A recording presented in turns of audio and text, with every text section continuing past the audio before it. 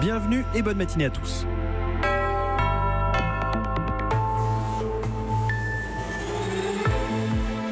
Europe Matin, votre matinale info sur Europe 1. François Geffrier.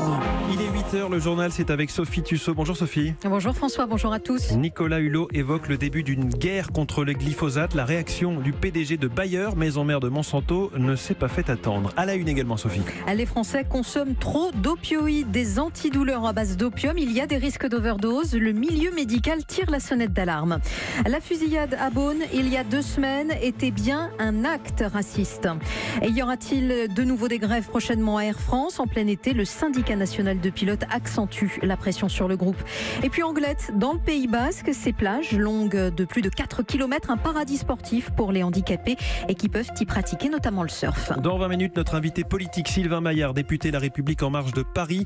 Les pesticides, les lobbies, les élections municipales qui se profilent à Paris, toutes ces questions avec Sylvain Maillard et avec vos témoignages, vos questions, hashtag E1 matin sur Twitter.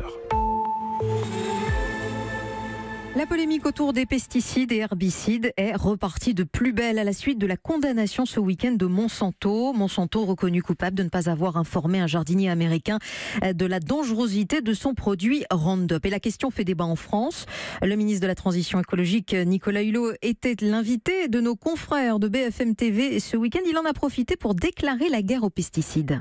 Nous avons pris une première décision en France, mais ce ne doit être que le début d'une guerre que nous devons mener tous ensemble pour réduire massivement les molécules les plus dangereuses. Appliquons enfin le principe de précaution. J'aimerais bien que nos voisins européens, sans oublier notamment nos amis outre-Atlantique, prennent des décisions aussi rapides et aussi déterminées que nous le faisons en France. Écoutez la réponse du PDG de Bayer France pour Franck Garnier. Le mot guerre employé par Nicolas Hulot est inapproprié.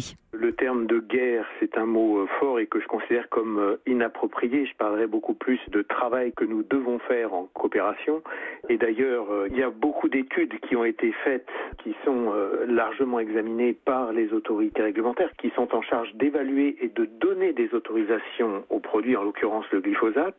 Eh bien, elles font leur travail de la façon la plus stricte possible. Et récemment, les autorités européennes ont confirmé l'utilisation possible du glyphosate pour une durée de 5 ans. Donc il n'est sûrement pas question d'opposer le besoin des agriculteurs à la santé publique, mais ce que je tiens à dire, c'est qu'un bon usage du produit, en l'occurrence du glyphosate, n'est pas porteur de menaces pour la santé. Ça a été validé par les autorités réglementaires. Le PDG de Bayer France, Franck Garnier, au micro européen de Rémi Botsaron. Ce procès du glyphosate aux États-Unis a, en tout état de cause, remis en lumière la politique de contrôle de l'utilisation des pesticides. Et depuis 10 ans, les gouvernements successifs ont lancé des plans pour réduire l'usage des produits phytosanitaires. Tous se sont soldés par des échecs. La quantité de ces produits chimiques dans les champs augmente encore en France, comme de la neurie. Aussi incroyable que cela puisse paraître, après 2 plans de réduction des pesticides appliqués et avec un 3e en préparation, on utilise malgré tout plus de pesticides aujourd'hui qu'il y a 10 ans, alors que l'objectif initial, c'était d'en diviser par 2 la quantité sur cette période. Certaines années, la hausse est de plus de 10%, pas étonnant selon Mickaël Jacquemin, céréalier dans la Marne. Plan de réduction ou pas, la question ne se pose pas, on en a besoin. Aujourd'hui, moi, dans l'agriculture que je pratique, donc une agriculture qui permet de pouvoir produire un produit de qualité, je suis obligé d'utiliser des produits phytosanitaires. Il y a certaines maladies sur nos cultures qu'on n'arrive pas à gérer sans produits phytosanitaires. Les plans de réduction ne sont pas contraignants et le fond du problème, c'est qu'ils restent dans la même logique, une logique qui ne pousse pas les agriculteurs à changer leurs pratiques, pour Claudine Joly de France Nature Environnement. Le problème majeur est que les agriculteurs ne sont pas trop incités à y aller. Il n'y a aucune réglementation qui les incite à diminuer et il n'y a pas d'incitation économique. Le 3e plan est prévu avant la fin de l'année avec les mêmes objectifs et sans hausse de moyens. En plein débat sur l'utilisation du glyphosate, il est déjà critiqué pour son manque d'ambition. Comme de la neurie. Mais que veut vraiment le gouvernement sur cette affaire des pesticides, avec d'un côté Nicolas Hulot, l'écolo, et de l'autre côté Stéphane Travert, ministre de l'Agriculture, Sylvain Maillard, député La République En Marche, invité d'Europe 1 à 8h20. Autre combat que le gouvernement français entend mener, celui contre le plastique. Un bonus-malus pour généraliser le recyclage sera mis en place l'année prochaine. C'est-à-dire que lorsqu'il y aura le choix entre 2 bouteilles, celle qui sera en plastique recyclé sera moins chère. 8h05, la suite du journal de Sophie Tussaud sur Europe 1. On sous-estime la nocivité l'activité de certains antidouleurs, notamment les opioïdes. Oui, ces antalgiques forts à base d'opium sont de plus en plus prescrits en France. 1 million de patients en consomment sur ordonnance. Un chiffre qui inquiète. L'Observatoire français des médicaments antalgiques révèle que le nombre d'hospitalisations pour overdose et de décès causés par ces médicaments a été multiplié par 3 en 15 ans. Marion Jorte avec Sarah Terrien. On les appelle les opioïdes forts. Ces antidouleurs puissants soulagent des milliers de patients chaque jour. 2 fois plus prescrits qu'il y a 10 ans, ils rendent de plus en plus de malades dépendants à leur insu, les conduisant parfois à des overdoses. Et ce sont les femmes de 60 ans qui sont particulièrement concernées, explique le professeur Nicolas Autier, directeur de l'Observatoire français des médicaments antalgiques. Et cette population-là ne fait pas l'objet de mesures spécifiques de prévention des overdoses, par exemple, comme pourraient le faire les patients usagers de drogue. Or, cette population est extrêmement importante et bien plus importante que la population d'usagers de drogue. Bien entendu, il faut continuer de prescrire ces médicaments qui sont efficaces, mais il faut être plus vigilant sur les risques, les bonnes indications, la durée du traitement, et il faut sensibiliser les patients aux usages à risque de développer une dépendance, voire de faire une overdose. Et il y a urgence, insiste le professeur Autier. Si on ne prend pas en compte ces chiffres pour prévenir une éventuelle crise des opioïdes, il craint une dynamique similaire à celle des États-Unis. Outre-Atlantique, les morts par ces antalgiques puissants sont 2 fois plus nombreuses que celles par arme à feu. Marion Jorte. C'est bien un acte raciste qui a été commis à Beaune il y a 2 semaines. 7 jeunes avaient été blessés par des tirs de fusil de chasse. Les 2 tireurs présumés âgés de 31 ans ont été mis en examen et écroués hier à Dijon. Ils nient être les auteurs de la fusillade. Guillaume Biet. En garde à vue, les 2 hommes ont nié toute responsabilité. Ils prétendent n'avoir prononcé aucune parole raciste et soutiennent que ce n'est pas eux qui sont revenus ouvrir le feu sur le groupe de jeunes 2 heures après l'altercation. Tout ce qu'ils reconnaissent, c'est qu'ils se sont bien rendus dans le quartier Saint-Jacques de Beaune ce soir-là. Ils voulaient régler leur compte avec quelqu'un qu'ils n'ont pas trouvé sur fond de trafic de voitures. Devant les policiers, ils admettent juste avoir eu un accrochage verbal avec le groupe de victimes. Une version qui n'a pas convaincu le juge d'instruction. Une version contredite par des témoignages et par plusieurs indices recueillis par la police judiciaire au cours d'un gros travail d'enquête, y compris pour retrouver les 2 hommes malgré leur fuite vers le sud, en changeant de voiture et très souvent de téléphone portable. Voilà pourquoi ces 2 suspects de 31 ans, déjà condamnés pour vol et violence, sont mis en examen et écroués pour tentative d'assassinat, aggravé par le caractère raciste de cette fusillade. L'un d'eux est également poursuivi pour avoir renversé et blessé un policier de la BRI lors de son arrestation. Guillaume Biet du service police-justice d'Europe 1. Dans l'actualité sociale, la situation est toujours extrêmement tendue à Air France.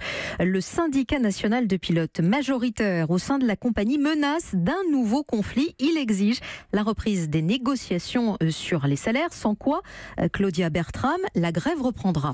Oui, 15 jours de grève si le futur patron d'Air France ne reprend pas les négociations sur les salaires avortées avant l'été. C'est la menace directe du président des syndicats des pilotes de ligne, Philippe Evin. Il rejoint l'intersyndicale de la compagnie qui a prévenu le conflit reprendra dès le mois de septembre avec ou sans PDG. Pour l'instant, aucune date précise, mais une pression très forte en plein cœur de l'été.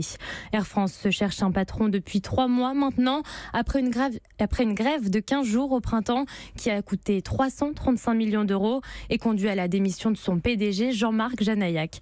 Le choix de son successeur se corse au fil des semaines. Le syndicat des pilotes, outre la menace de grève, ne cache pas son hostilité vis-à-vis du numéro 2 d'Air Canada, Benjamin Smith, dont le nom circule pour prendre les rênes d'Air France. Les syndicats veulent un PDG qui connaisse les spécificités du dialogue social français et qui soit prêt à négocier rapidement. Claudia Bertram. Aux États-Unis, 1 an après les incidents meurtriers de Charlottesville, des néo-nazis se sont rassemblés hier à Washington. Oui, un rassemblement dans le calme malgré une contre-manifestation. Ils étaient à peine une poignée à Washington. Sonia Dridi pour Europe 1. On les attendait par centaines. Les suprémacistes blancs n'étaient finalement que quelques dizaines, 30 à 40 personnes devant la Maison-Blanche, largement surpassés par 1000 à 2000 contre-manifestants venus empêcher leur discours de haine. L'organisateur du rassemblement des groupes d'extrême droite, le blogueur nationaliste blanc Jason Kessler, a quand même eu le temps d'exprimer son point de vue. Je suis OK pour partager ce pays avec des gens du monde entier. Mais si vous ramenez trop de gens à la fois, ce n'est plus le même pays. C'est ce qu'il se passe et c'est pourquoi de nombreux Blancs se sentent lésés. Il s'est fait huer par les manifestants antiracistes, puis la pluie a commencé à tomber et les suprémacistes blancs sont vite repartis, penauds. Côté contre-manifestants, l'ambiance était généralement bon enfant avec des citoyens de tous les âges et de toutes les origines venus dire non au racisme. Jay, un membre du groupe Black Lives Matter, les vies noires comptent, estime que c'est une victoire. On est venu, on a manifesté, on a fait passer notre message, on les a réduits au silence.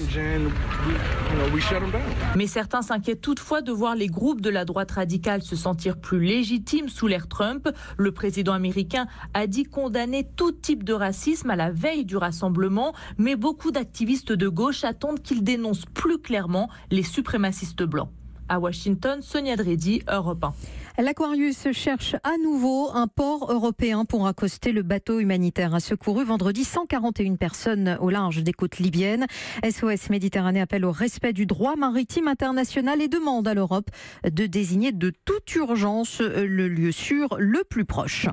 L'actualité sportive, clap de fin pour les championnats d'Europe d'athlétisme de Berlin. 2 médailles pour la France hier, de l'argent pour Clémence Calvin en marathon et le bronze pour Renaud Lavillenie à la perche. Et c'est un bilan en demi-teinte pour les Français cette année. Les Bleus ont remporté 10 médailles, dont 3 en or. Ils espéraient en décrocher 15 avant la compétition. Fin hier soir de la première journée du championnat de France de Ligue 1. C'est du football bien sûr. Le PSG s'est imposé 3-0 face à Caen. Victoire de Lyon sur Amiens 2-0. Même score pour Strasbourg sur Bordeaux. On prend la direction des plages d'Anglet au Pays Basque. Oui, ce sont sans doute les plages de France les plus ouvertes aux handicapés.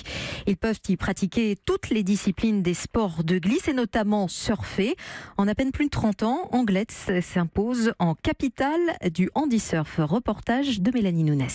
Sophie est allongée sur une longue planche de surf. Son bras ne fonctionne plus très bien, mais malgré ce handicap, la jeune femme s'entraîne aux côtés de Jean-Marc, moniteur handisurf. Quand vous allez vous mettre à l'eau, vous allez partir comme ça.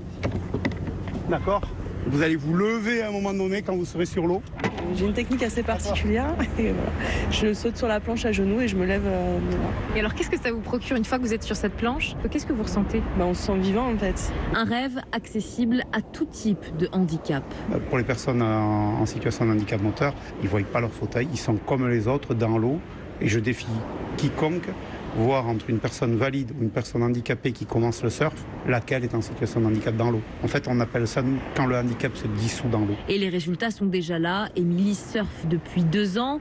À 17 ans, ce sport lui a permis d'oublier sa maladie, explique sa mère, Stéphanie. Déjà, Émilie est atteinte d'un cancer, donc c'est une maladie chronique. Alors, la première fois qu'elle a surfé, elle avait pas de cheveux, donc elle n'a pas voulu faire de photos, etc. Mais c'était très dommage, parce qu'elle respirait la joie de vivre. Une pratique qui évolue chaque année. Près de 2000 personnes atteintes de handicap surfent dans toute la France. À Anglet, Mélanie Nunes, Europe 1. Et c'était le journal de Sophie Tussaud. Europe 1.